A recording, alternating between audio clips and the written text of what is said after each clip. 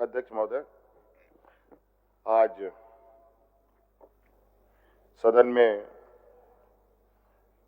माननीय राज्यपाल महोदय द्वारा पढ़ा गया अभिभाषण पर चर्चा हो रही है और मुझे लगता है अध्यक्ष महोदय, राज्यपाल महोदय जिन्होंने ये अभिभाषण सदन को सुनाया, ये अभिभाषण अध्यक्ष महोदय मुझे लगता है कि इससे पूर्व में जितने भी अभिभाषण पढ़े गए हैं उन सब में सबसे छोटा और सबसे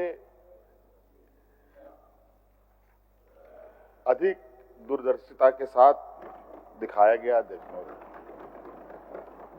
और ये अभिभाषण नहीं अध्यक्ष महोदय, ये अभिभाषण राज्यपाल जी के द्वारा जो पढ़ा जाता है, पूर्व में भी पढ़े गए और इस बार भी पढ़ा गया, सदन को बताया गया।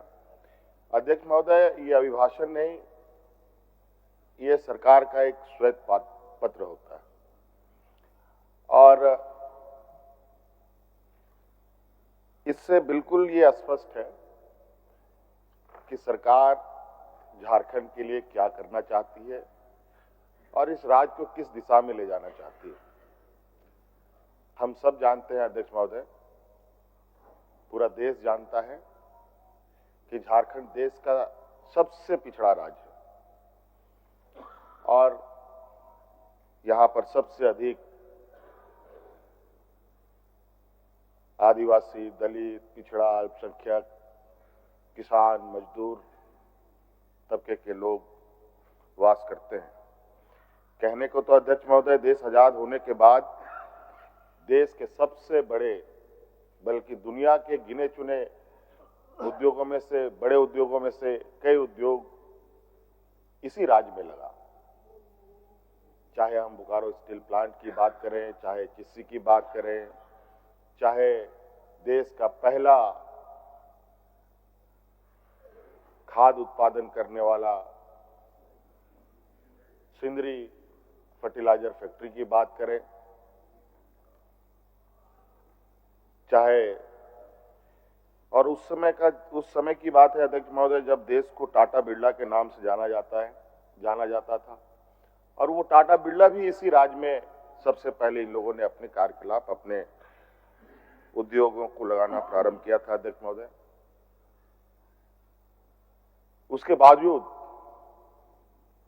ये समझ से परे है अध्यक्ष महोदय कि इस राज्य के ऊपर कौन सा ऐसा अभिशाप लगा कि यहां के लोग भूमिहीन होने लगे, बड़े पैमाने पर विस्थापित होने लगे, बेरोजगार होने लगे, अलग अलग राज्यों में पलायन की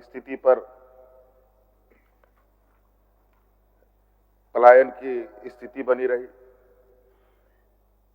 ये बहुत गंभीर विषय रहा है और मुझे लगता है कि इसी पीड़ा को लेकर हमारे अग्रणी नेताओं ने, आदरणीय दिसुमगुरु शिबू सोरेन जी, वीर शहीद निर्मल महतो जी, विनोद बिहारी महतो जी, अनगिनत ऐसे हमारे नेता रहे हैं, हम लोग के मार्गदर्शक रहे हैं, जिन्होंने एक अलग राज्य की परिकल्पना रखी।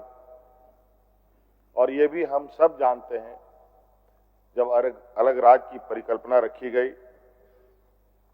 तो यही सामंती विचार के जो देश में लोग हैं, ये लोग हमारे उन अग्रणी नेताओं पर कटाक्ष करते थे, हंसी उड़ाते थे। क्या ये आदिवासी लोग, माझी लोग अलग राज्य ले पाएगा? ये लोग तो हड़िया दारू पी करके पेड़ के नीचे पड़ा रहेगा। अध्यक्ष महोदय, हमें गर्व है उन महापुरुषों के ऊपर जिन्होंने अपना लक्ष्य को साधे रखा और एक लंबी लड़ाई लड़ी और अंतोगत्वा 2000 ईस्वी में जो लोगों को असंभव लगता था वो संभव करके दिखाया, अलग राज करके दिया। माननीय हमारे विपक्ष के लोग बराबर इस बात को कहते हैं कि आदरणीय अटल बिहारी वाजपेयी जी ने राज को अलग किया। ये बात सही है अध्यक्ष महोदय। अटल बिहारी वाजपेयी जी तत्कालीन प्रधानमंत्री थे, उन्होंने इस बात पर मुहर लगाई जरूर, लेकिन यह भी सत्य है अध्यक्ष महोदय कि गरीब, गुरुआ, किसान, मजदूर, इन सब लोगों को कोई हक, अधिकार उसके घर पे लाके नहीं देता है अध्यक्ष महोदय, उसके दरवाजे पे लाके नहीं देता है अध्यक्ष महोदय। उसके लिए उसको संघर्ष करना पड़ता है, और छोटा मोटा संघर्ष नहीं अध्यक्ष महोदय, ये तो अलग राज का बात था। और इस राज की लड़ाई दिन, महीने नहीं, साल नहीं, बरसों बरस गुजर गए अध्यक्ष महोदय। कई लोग शहीद हो गए, कई महिलाएं विधवा हो गई, कई नौजवान अनाथ हो गए, और इस पीड़ा को हम लोगों से अधिक कोई नहीं समझ सकता अध्यक्ष महोदय।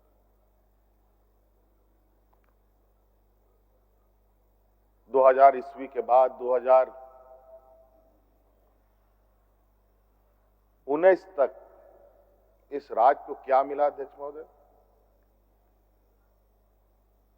शायद 2019 में अगर हम लोग की सत्ता नहीं आती अध्यक्ष महोदय, मुझे नहीं लगता है कि इस राज को कोई बचा सकता था।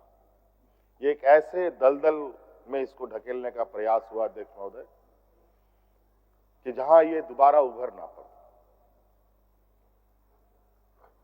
और अध्यक्ष महोदय, उस समय याद कीजिए, लोग यहां हाथ में राशन कार्ड लेकर के भात करके मर रहा था अध्यक्ष महोदय।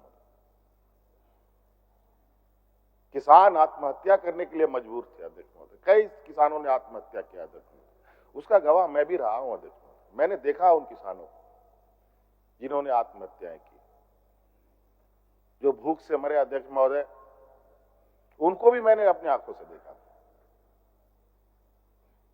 ये स्थिति हमारे विपक्ष के लोगों ने इस राज का एक लंबे शासनकाल में इन लोगों ने बनाया अध्यक्ष महोदय। और अध्यक्ष महोदय, हम लोगों की सरकार 2019 में महागठबंधन की सरकार बनी, और उस समय भी सरकार को सत्ता से बेदखल करने के लिए कई तरीके के हथकंडे अपनाए।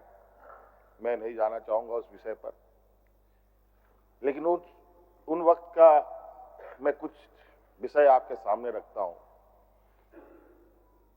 कि जो हम लोग चूंकि राजनीतिक क्षेत्र में है तो इन सब चीजों पर नजर रहती है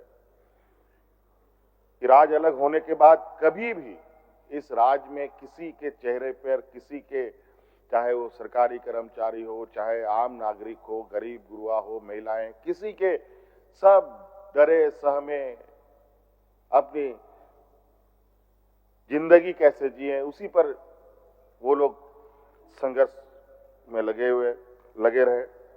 लेकिन अध्यक्ष महोदय, 2019 में प्रोजेक्ट भवन से मंत्रिमंडल सचिवालय तक,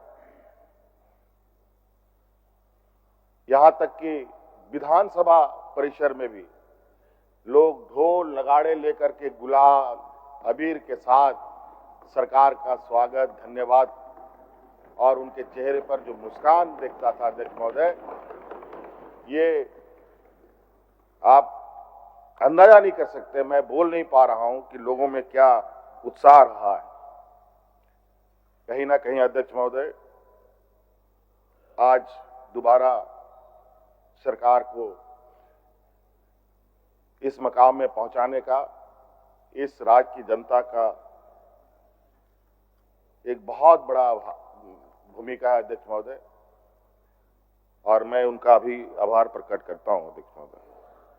और अभिभाषण में अध्यक्ष महोदय बिल्कुल स्पष्ट रूप से है, और हम इस बात को जानते हैं हमें कहां से काम करना है, और हमने बार बार ये कहा है, हमारा ये सरकार ये प्रोजेक्ट बिल्डिंग से चलने वाली सरकार नहीं है, ये गांव देहात से चलने वाली सरकार है।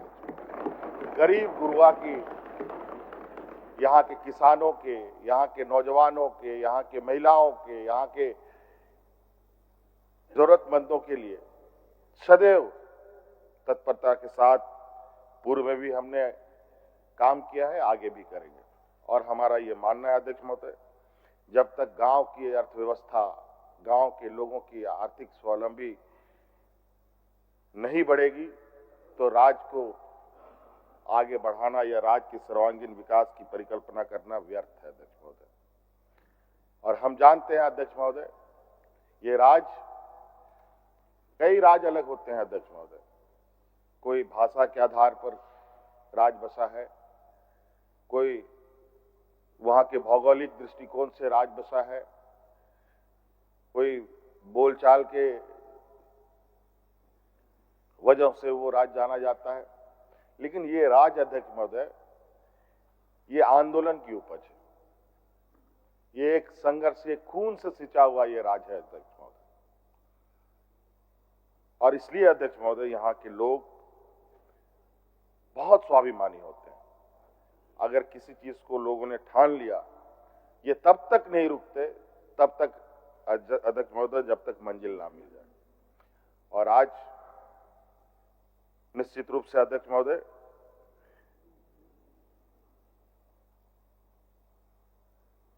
राज्यपाल महोदय के अभिभाषण में हमारा लक्ष्य स्पष्ट है।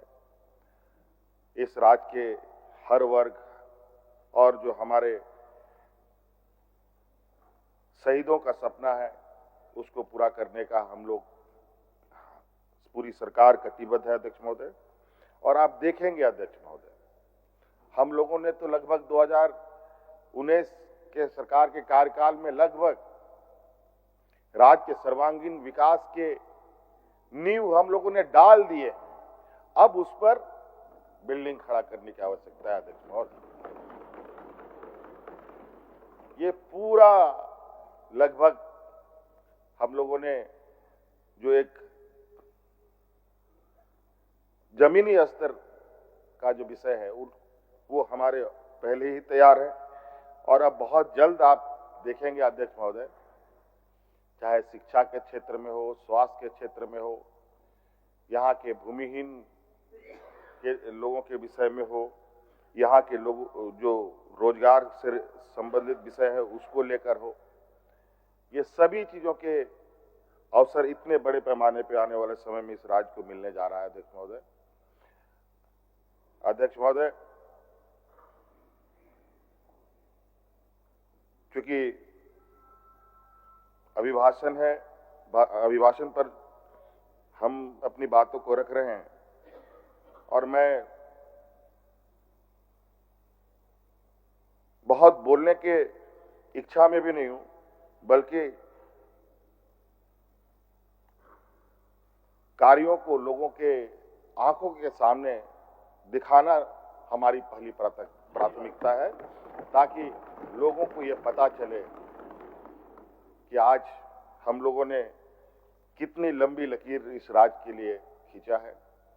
बहुत सारे माननीय 7 बार, 8 बार, 9 बार, 10 बार यहाँ माननीय सदस्य लोग जीत के आए हैं अध्यक्ष महोदय। और परिवर्तन अगर कहीं दिखा है अध्यक्ष महोदय अलग राज्य होने के बाद, तो 2019 से परिवर्तन होना दिखा है। चाहे आधारभूत संरचना को लेकर हो, चाहे अध्यक्ष महोदय पर्यटन के क्षेत्र में हो, चाहे अध्यक्ष महोदय रोजगार सृजन को लेकर हो, और आज अध्यक्ष महोदय हमारे, क्योंकि इस राज्य में मजदूर तबके के लोग बहुत हैं, हम लोग ये देश का पहला राज्य है अध्यक्ष महोदय जहां हम लोगों ने श्रमिकों के लिए सबसे बेहतर कानून बनाया है अध्यक्ष महोदय। और उसके वजह से आज देश के अंदर हो या देश के बाहर हो, अपने मजदूरों की सुरक्षा के लिए सरकार खड़ी रहती है अध्यक्ष महोदय।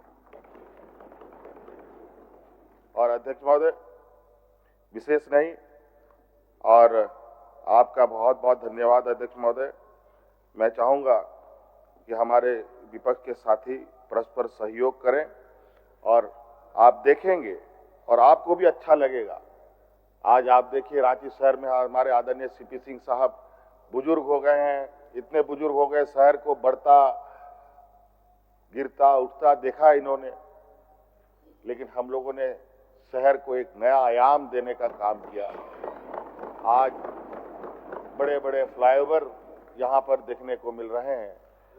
अभी आप देखेंगे कि रांची का चहुमुखी विकास किस तरीके से होगा। हर दिन एक नया अध्याय इस राज्य में जुड़ेगा अध्यक्ष महोदय। बस आज तो हम लोग चलना शुरू किए हैं, अभी तो बहुत तेजी से और रफ्तार के साथ चीजों को आगे हम लोग बढ़ाएंगे। अध्यक्ष महोदय, मुझे बोलने का आपने अवसर दिया, बहुत बहुत धन्यवाद। जोहार।